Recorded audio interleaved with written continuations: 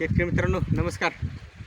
आपण ज्या ऊसाच्या प्लॉटमध्ये आत्ता उभा आहे त्या ऊसाच्या मध्ये ही ऊस पिवळा पडलेला आहे.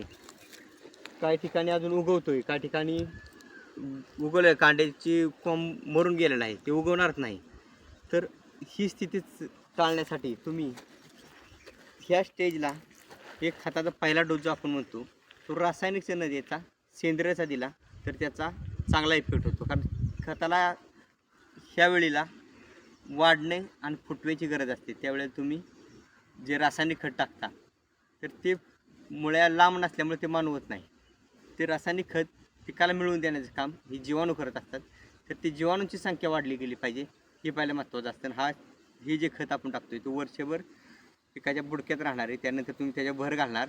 पण ज्यावेळेस ही जीवाणूंची संख्या ही सेंद्रिय पदार्थ त्या पिकाच्या मुळाजवळ राहतील त्यावेळेस जीवाणूची संख्या वाढवेल, तुमच्या रासायनिक टाकलेल्या खताची उपलब्धता नैसर्गिकरित्या वाढेल, तुमच्या पांढऱ्या मुळ्याची वाढ नैसर्गिकरित्या होईल.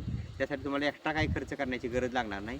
तर त्यासाठी फिश मिल, बोन मिल, सेंद्रिय पदार्थ किंवा पेंडी यांचं मिश्रण असलेलं खत तुम्ही पहिल्या डोससाठी वापरा व ऊसाचा पाया मजबूत करा.